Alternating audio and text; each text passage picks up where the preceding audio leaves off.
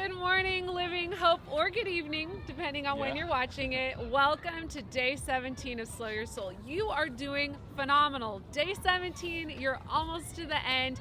God is speaking, He's moving, and He's leading all of us into His rest. I'm here with my good friend, Lucas, soon-to-be staff pastor. Hopefully, fingers crossed, he's going to be our assimilations pastor.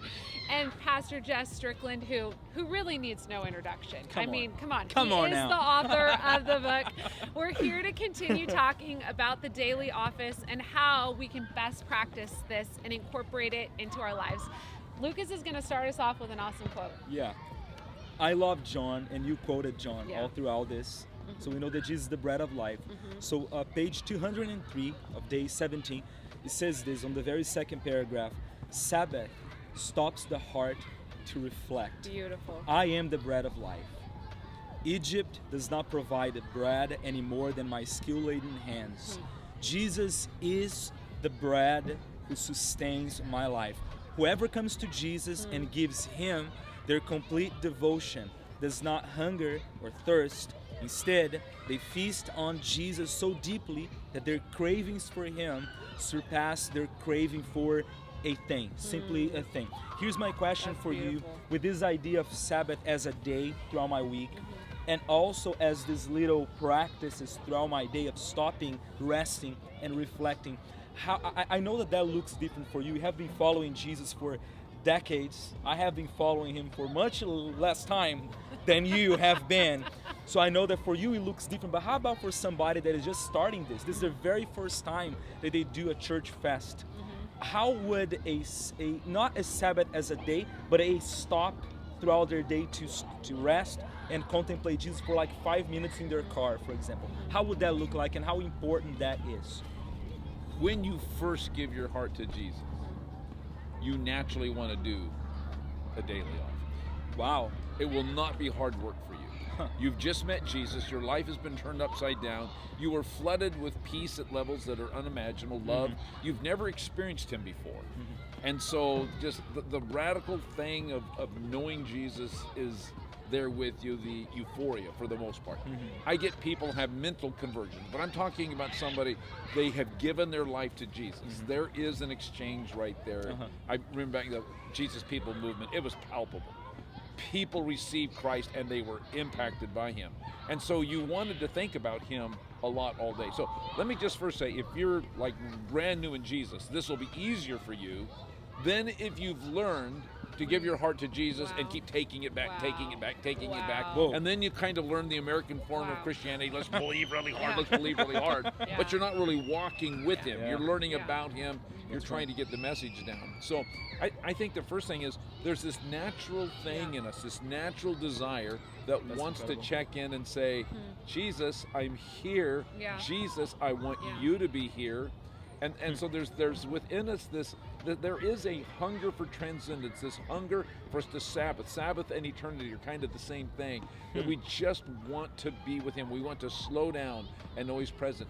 Listen, being with Jesus was so powerful. In the quote you just read, people would rather be with Jesus and suffer martyrdom than be without Jesus.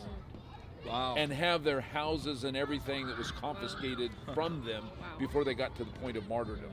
We have no idea what it's like to walk with Jesus. And so when David was saying things like, I want you more than gold, this was a reality in these guys' lives. They were connecting with God at a level. And so there's something within us that desires. So if you're first starting out, let me just say this, you want to do this more than you think, because you want to have just those moments where you're stopping in and saying, Jesus, I'm here. I want you. I want to walk with you. So good. And I think this is so powerful because I think it's easy to start believing, like the quote says, my skill-laden hands are what provides for me rather than the manna that God is giving me provides for me. And so I think there is a key to success for business people, for moms, for dads, for I'm thinking of my husband, a captain in the fire department. There is a secret for success here, the godly way, in God, through this daily office. So Pastor Jess, we would love for you to actually example for us what that daily office looks like. Well, let me do it in part because we're going to add a little section tomorrow. But for me, I would get up and I would leave where I was. I'm going to go somewhere else. If I'm with you, I'm going to depart from you. Even if I'm sitting at my desk, I'm going to go somewhere else. I am going to leave from where I'm at. And just the act of doing that is an act of I'm turning and coming towards you.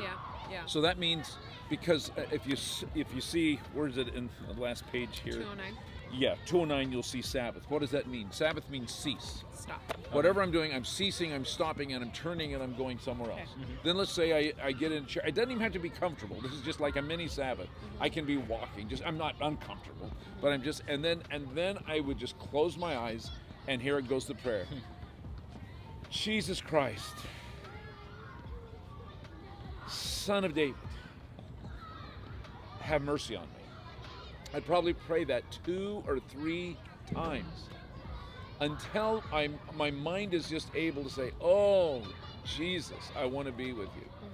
Son of David, you know me. You took on flesh. You took on me. Yeah. You fulfilled Yeah. promise, just like you're fulfilling promise in me. I would think thoughts like that, and then it would finally hit. And I need mercy. Yeah. No matter how well I'm doing right now, Mercy. I need mercy. So then I would think on that, and then I would go quiet. And like I'm talking right now, but in my quietness, I would let either that prayer, Jesus Christ, Son of David, have mercy on me. I would either just think about that prayer, remember, if judgment comes, I start judging something, get that out of my mind and saying, I'm Jesus, I'm back. I'm wanting to think what is true, what is honorable, what is pure, what is open, all that. I'm wanting to think about that. Maybe I would take and I would open just my phone and I said, oh, there's the passage I read today that was very meaningful to me. Yeah. And I would just for a couple of minutes, I'd concentrate on that. And then when I was done with that, then I would open to the prayer that I had written, or that a few days ago. And I don't always use this, but Father, you are ultimate in my life, above all, over all else. And I would read that slowly, and I would once again give my heart to God. Wow. Usually my prayer of consecration is just the first line of the Lord's Prayer. Beautiful. I will do this, Yahweh, Yahweh, and I'm pounding him. You are here, you're present, you're everything I need. And then I'll say, Our Father, who art in heaven, you are ultimate, and I give you my life. You are ultimate to me. I surrender to you. Sometimes I'll do that in 5 minutes, 10 minutes at the very most, and that's my little Sabbath each day. Beautiful. That's Thank incredible. you for that example, and we encourage you to try that for yourselves today. Again, remember, you're writing down the 3 times that you're doing the daily office, and Pastor Jeff's pro tip here, he says pick the same time so that you can get that habit groove formed in your life. We love you, and we'll see you tomorrow.